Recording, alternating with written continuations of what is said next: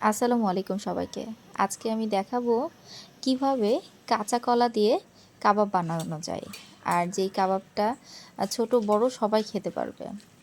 যদি বলেন ১৫ মাসের বেবি খেতে পারবে কিনা? হ্যাঁ, ১৫ মাসের বেবিও খেতে পারবে ১ বছর হয়ে গেলেই। এটা হচ্ছে খুবই মানসম্মত, একদম ঘরোয়া পদ্ধতিতে বানানো যেহেতু। আর এটাতে আছে আয়রন, থাকবে প্রোটিন, তাহলে বাচ্চাদের জন্য কিন্তু খুব উপকারী একটা খাবার।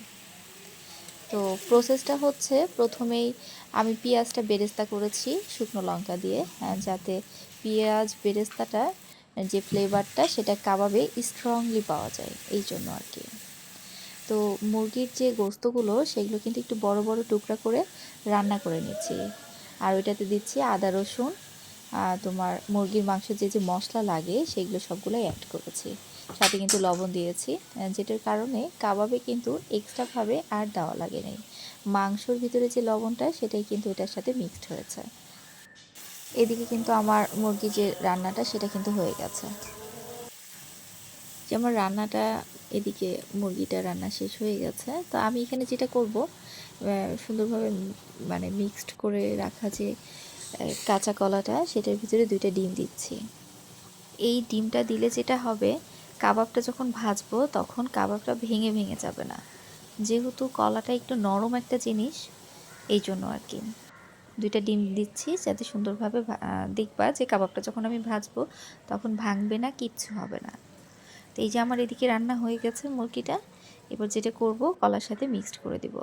যেহেতু একটু বড় বড় টুকরা করে আমি রান্নাটা করেছি, এবার যখন আমি মিক্সড করব তখন কিন্তু মুরগির যে মাংসগুলো সেগুলো একটু ছড়িয়ে ছড়িয়ে নিব আর কি, যাতে সম্পূর্ণ যে কাবাবটা হবে সেই কাবাবের পুরাটাতেই মাংসটা একটু একটু পাওয়া যায় আর কি। তাছাড়া দেখা যাচ্ছে কখনো কোথাও কোথাও থাকবে, কোথাও কোথাও থাকবে না। সেটার জন্যই কিন্তু আমার এই প্রসেসটা করা। তোমরা যারা কখনোই খাওনি, অবশ্যই আমি বলবো যে এরকম কাঁচা কলার যে কাবাবটা সেটা করে রেখে দিবা। এটা কিন্তু অনেক দিন রাখা যায়। আমি রেখে দিব, সাথে কিছু ভাজবো, খাবো। কারণ আমার যেহেতু 2টা ছোট ছোট বাচ্চা আছে, ওদেরকে মাঝে মাঝে স্ন্যাক্স হিসেবে দিব আর কি।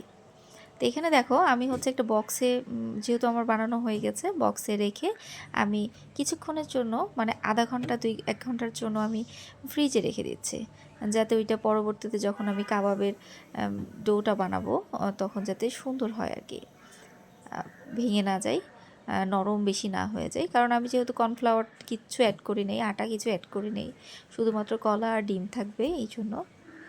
তো এদিকে আমি কিন্তু ব্যাটারটা বানিয়ে নিয়েছি। ব্যাটারে দিয়েছিলাম হচ্ছে তোমার বেসন, আটা, সাথে কর্নফ্লাওয়ার, একটু খাওয়ার সোডা। ব্যাটারে কিন্তু আরেকটু দিয়েছিলাম হলুদের গুঁড়া, একটু মরিচের গুঁড়া আর লবণ, যাতে টেস্টটা কিন্তু খুব সুন্দর আসে এই জন্য আর কি। আর একটু হলুদ দিলে হয় কি, কালারটা কিন্তু সুন্দর আসে। এই যে দেখো আমি হচ্ছে কোটটা করে নিলাম। করার পরে আমি হচ্ছে তেলে ছেড়ে দিচ্ছি। আমি ফার্স্টে তেলটা গরম করে নিয়েছি, তারপরে জালটা কিন্তু একদম কমিয়ে দিয়েছিলাম। তারপরেই আমি কাবাবগুলো দিয়ে ভাজবো, যাতে সুন্দরভাবে ভাজা হয় আর কি। একটু ধৈর্য নিয়ে ভাজলে হয় কি, যে কোনো জিনিস ধৈর্য নিয়ে করলে সুন্দর হয়, খেতেও ভালো লাগে, দেখতেও ভালো লাগে, এই আর কি। আমার দেখো আমি হচ্ছে ভেজে নিয়েছি, যেহেতু আমি রাতে বানিয়েছিলাম, আমরা রাতের বেলাতেই কয়েকটা ভেজে আমরা সবাই মিলে খেয়েছি আর কি। যদিও আমার ছোটোটা খায়নি, ছোটোটা তো ঘুমিয়ে গেছিলো। ও আলহামদুলিল্লাহ সকালবেলা ওটা ট্রাই করেছে, তো খেয়েছে আলহামদুলিল্লাহ, একটু হলেও খেয়েছে। আমি এটাই চাচ্ছিলাম যে প্রত্যেকটা খাবারের স্বাদ ছোট থেকে একটু করে গ্রহণ করুক, যাতে খাবারের টেস্টটা আসে ওর মুখে। কারণ না খাওয়ালে তো বাচ্চারা শিখবে না কিভাবে খেতে হয়। আর আর এইভাবে বানিয়ে রেখে দিলে সুবিধা, যদি কখনও কোনো গেস্ট আসে দেখবেন আপনি কয়েকটা ভেজে দিবেন, একটা মেনু হয়ে যাবে আর কি, খুব চটজলদি। তো এই যে দেখেন আমি হচ্ছে বানানো হয়ে গেছে, কতটা সুন্দর হয়েছে, ক্রিস্পি হয়েছিল। হ্যাঁ, গরম গরম ভেজে খেতে কিন্তু দারুণ লাগে। করবেন কি জানেন, যে এই যে দেখেন আমি আগে এটা দেখাই ভিতরের যে পুরটা সেটা কীরকম হয়েছে। খেতে কিন্তু মজা হয়েছে, একটু টাইম নিয়ে ভাজলে কিন্তু খুবই মজা হয় খেতে। আর যেহেতু ওয়েল কুক যেটা আর কি সেটাই হয়েছে।